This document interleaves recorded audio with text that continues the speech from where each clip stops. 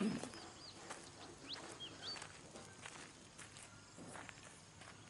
billahi minasyaitonir rajim. Bismillahirrahmanirrahim. Assalamualaikum warahmatullahi wabarakatuh. Alhamdulillahi rabbil alamin. Wassalatu wassalamu ala asyrafil anbiya'i wal mursalin wa ala alihi wa ashabihi ajma'in. Amma ba'd. Ikhwatal iman, ikhwatal Islam, saudara-saudariku kaum muslimin, kaum muslimat yang dimuliakan dan dirahmati oleh Allah Subhanahu wa taala. 4 hari yang lalu atau 5 hari yang lalu, Sumatera Barat, tepatnya di Mentawai, diguncang dengan gempa yang berkekuatan 5,7 skala Richter.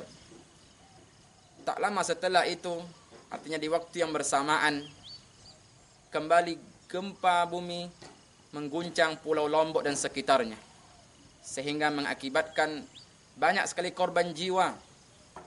Kemudian gedung-gedung hancur, rumah-rumah rusak, roboh, dan tempat ibadah masjid rusak. Ini adalah musibah. Ini adalah bencana dari Allah Subhanahu wa taala untuk manusia.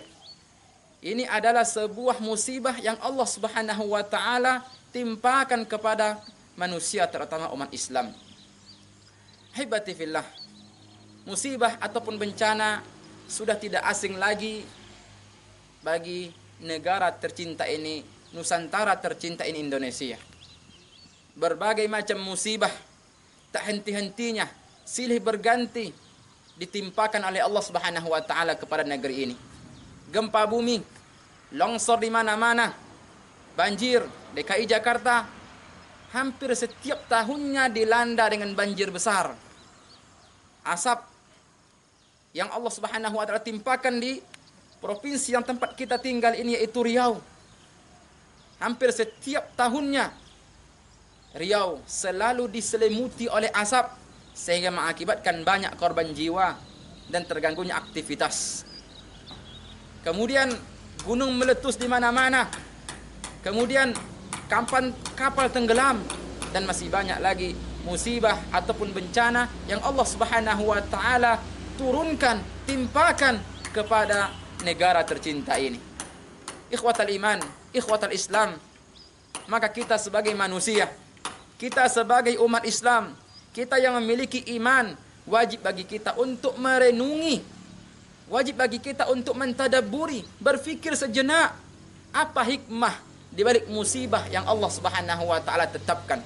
Apa pelajaran, apa ibrah, apa pelajaran, hikmah, ibrah yang bisa kita petik dari musibah ataupun bencana yang Allah Subhanahu wa taala timpakan kepada kita, atau Allah Subhanahu wa taala timpakan kepada Indonesia ini.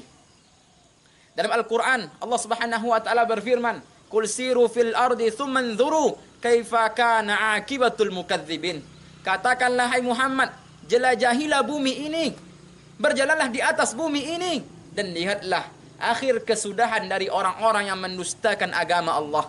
Lihatlah akhir kesudahan dari orang-orang yang senantiasa mendustakan Allah Subhanahu wa taala. Ini merupakan ayat dari sekian banyak ayat yang serupa, yang semisal. Bagaimana kita mengambil ibrah, bagaimana kita mengambil pelajaran dari peristiwa, dari semua kejadian, dari semua musibah, dari semua bencana, dari semua azab yang Allah Subhanahu wa taala timpakan kepada kita, atau Allah timpakan kepada negeri ini.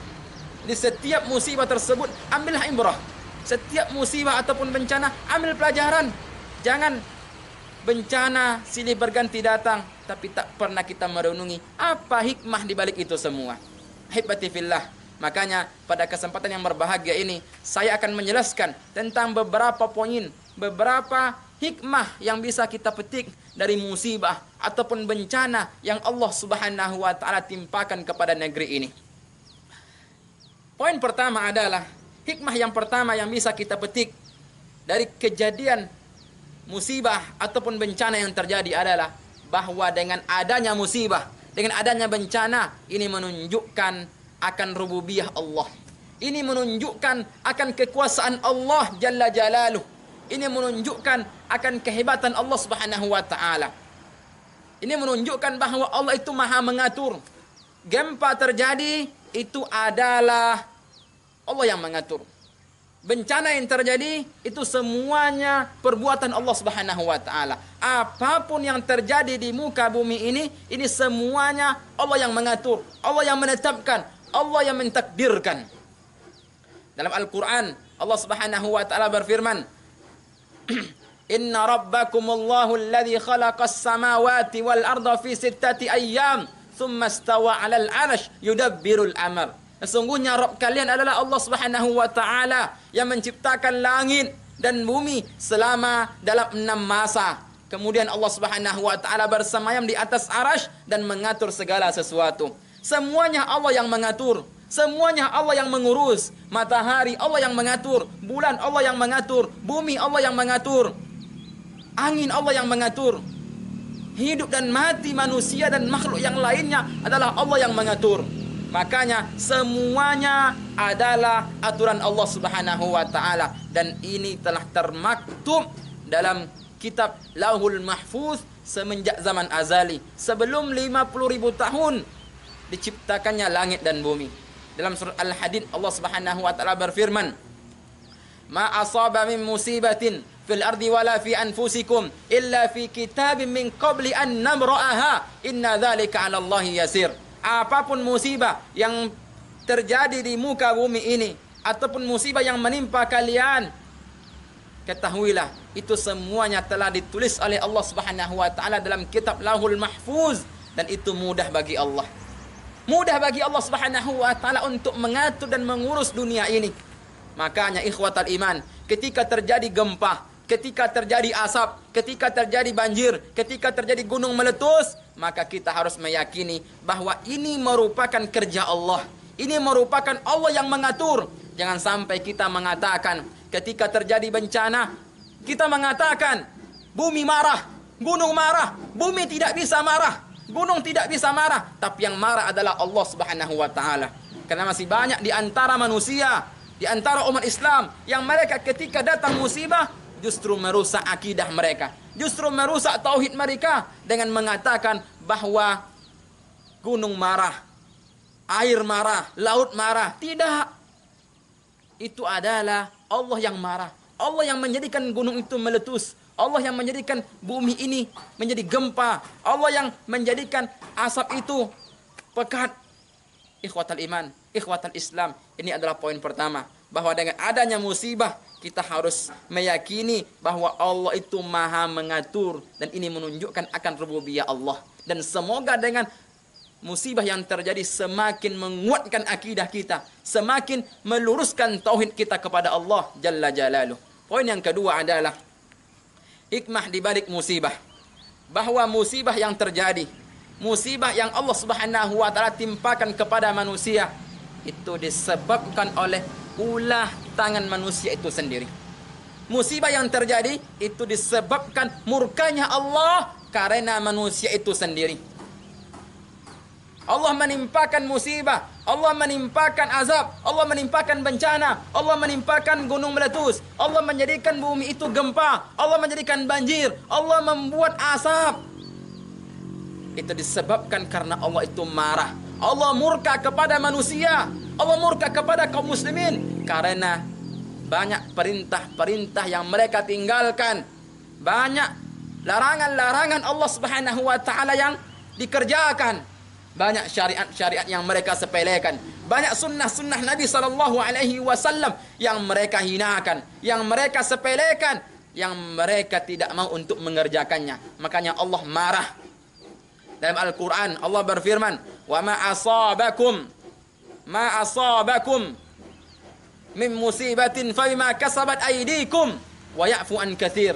Dan apapun yang menimpa kalian ini disebabkan oleh ulah tangan kalian sendiri, dan Allah Subhanahu wa taala banyak menghapus, banyak memaafkan kesalahan-kesalahan kalian. Ikhwatal iman, gempa yang terjadi itu disebabkan karena Allah marah dengan umat Islam. Karena banyak umat Islam yang melanggar perintah-perintah Allah Subhanahu wa taala. Allah Subhanahu wa taala memerintahkan untuk meluruskan akidah, Allah Subhanahu wa taala memerintahkan untuk meluruskan tauhid, tetapi masih banyak di antara umat Islam yang mereka menyekutukan Allah Subhanahu wa taala. Masih banyak di antara umat Islam yang mereka itu menduakan Allah, yang mereka itu mentigakan Allah Subhanahu wa taala. Makanya Allah murka. Allah mengajak, Allah menyuruh untuk bagaimana menyembah hanya kepada Allah, meminta hanya kepada Allah, memohon hanya kepada Allah, berdoa hanya kepada Allah. Tapi masih banyak di antara umat Islam yang mereka datang kepada dukun, yang mereka itu datang kepada pawang hujan, yang mereka itu memiliki ilmu kekebalan, yang mereka itu mengkeramatkan kuburan, yang mereka itu menyembah kuburan, yang mereka itu senantiasa melakukan perbuatan sihir. Ini adalah syirik, ini adalah menyekutukan Allah Subhanahu wa taala, dan Allah murka dan Allah menurunkan azabnya. Ketahuilah, syirik merupakan dosa yang paling besar. Di antara dari sekian banyak dosa, maka syiriklah yang paling besar di sisi Allah Subhanahu wa taala. Dan bahkan dalam Al-Qur'an Allah mengatakan Allah tidak mengampuni dosa syirik. Allah berfirman, "Innallaha la yaghfiru ay yushraka bihi wa yaghfiru ma duna dzalika liman yasha." Sesungguhnya Allah Subhanahu wa taala tidak mengampuni dosa syirik, dan Allah Subhanahu wa taala mengampuni dosa selain syirik. Dan dalam hadis Nabi sallallahu alaihi wasallam bersabda, "Ijtanibu as-sab'a al-mubiqat." Jauhilah oleh kalian 7 dosa yang merusak, 7 dosa yang menghancurkan. Asyirku billah, yang pertama adalah menyekutukan Allah Subhanahu wa taala. Dalam hadis yang lain, Nabi sallallahu alaihi wasallam juga bersabda, "Akbarul kabair asyirku billah." Dosa yang paling besar di sisi Allah adalah menyekutukan Allah Subhanahu wa taala. Dan inilah faktor utama, dan inilah sebab utama mengapa Allah menimpakan musibah, mengapa Allah menurunkan azab, mengapa Allah menjadikan bencana di negeri ini.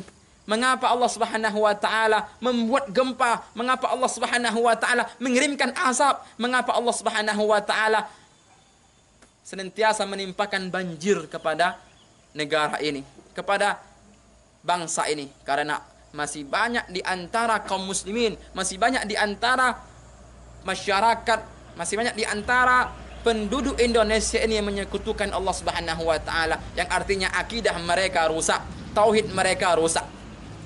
Kemudian Allah Subhanahu wa taala memerintahkan untuk mendirikan salat. Ketahuilah, salat merupakan ibadah yang pertama kali akan dihisab oleh Allah Subhanahu wa taala nanti di hari kiamat. Allah berfirman, Nabi sallallahu alaihi wasallam bersabda, "Awwalu ma yuhasabu bihil 'abdu yaumal qiyamah as-shalah." Amalan yang pertama kali akan dihisab oleh Allah Subhanahu wa taala nanti di hari kiamat adalah salat. Bukan zakat, bukan puasa, bukan haji, bukan berinfak, bukan berbakti kepada orang tua, tapi adalah salat yang akan dihisab oleh Allah Subhanahu wa taala pertama kali. Ikhwatal iman, masih banyak dan begitu banyak umat Islam yang tidak salat. Masih banyak di antara umat Islam yang ketika hayya 'alas shalah, hayya 'alal falah, mereka justru disibukkan dengan perkara dunia, disibukkan dengan bisnis, disibukkan dengan politik, disibukkan dengan keluarga, disibukkan dengan handphone, disibukkan dengan perkara-perkara yang mereka tidak mau untuk menjawab panggilan Allah Subhanahu wa taala. Makanya Allah murka. Allah Subhanahu wa taala memerintahkan untuk membaca Al-Qur'an. Allah Subhanahu wa taala memerintahkan untuk berzakat. Allah Subhanahu wa taala memerintahkan untuk berpuasa di bulan Ramadan, tapi masih banyak di antara umat Islam yang mereka enggan untuk mengerjakan perintah Allah Subhanahu wa taala. Allah murka. Allah turunkan azab. Allah Subhanahu wa taala melarang zina, tapi zina di mana-mana. Zina di mana-mana, kafe di mana-mana, warung remang-remang di mana-mana, PSK di mana-mana. Makanya Allah marah, Allah turunkan azab. Allah Subhanahu wa taala melarang untuk berbuat riba, tapi Masya Allah, semakin ke sini orang semakin banyak bertransaksi dengan transaksi riba. Membeli mobil dengan cara riba, membeli rumah dengan cara riba, membeli apapun dengan cara riba, dan ini merupakan sesuatu yang sangat dilarang oleh Allah Subhanahu wa taala. Judi di mana-mana, minum khamar di mana-mana, narkoba di mana-mana. Makanya Allah Subhanahu wa taala itu murka. Ini adalah poin yang kedua yang bisa kita petik, bahwa musibah yang terjadi itu disebabkan oleh ulah tangan manusia itu sendiri. Yang ketiga adalah hikmah ataupun pelajaran yang bisa kita petik dari musibah yang terjadi, ketahuilah musibah itu adalah peringatan dari Allah Subhanahu wa taala untuk kita yang beragama Islam, untuk kita yang memiliki iman. Karena musibah itu ada 3 kemungkinan. Ketika azab itu terjadi atau musibah itu terjadi, dia akan menjadi azab kalau itu menimpa orang-orang yang kafir. Yang kedua adalah dia akan menjadi peringatan bagi orang-orang yang beriman tetapi banyak melakukan maksiat. Yang ketiga adalah musibah itu adalah sebagai cara Allah untuk mengangkat derajat manusia. Dan musibah yang menimpa kita umat Islam, yang menimpa kita orang beriman, itu merupakan sebuah peringatan. Peringatan dari Allah Subhanahu wa taala untuk kita, sebuah warning bagaimana kita jangan hanya disibukkan dengan perkara dunia. Begitu banyak orang yang saat ini setiap harinya berbicara politik tapi tidak pernah menyentuh Al-Quran, tidak pernah memegang Al-Quran. Setiap harinya disibukkan dengan bisnis, dengan uang, tetapi tidak pernah salat berjamaah, selalu disibukkan dengan bisnisnya. Ini merupakan sesuatu yang membuat Allah marah, sehingga Allah memberikan peringatan berupa bencana, berupa musibah. Yang terakhir, hikmah di balik musibah adalah bahwa musibah tersebut adalah cara Allah Subhanahu wa taala untuk mengangkat derajat seseorang, dan itu merupakan bukti cintanya Allah Subhanahu wa taala kepada suatu kaum. Dalam sebuah hadis Nabi sallallahu alaihi wasallam bersabda, an Anas bin Malik radhiyallahu anhu, anna Rasulullah sallallahu alaihi wasallam qala, innallaha idza habba qauman ibtalahum faman radiya falahu ar-ridha faman sakhita falahu as-sukhtu.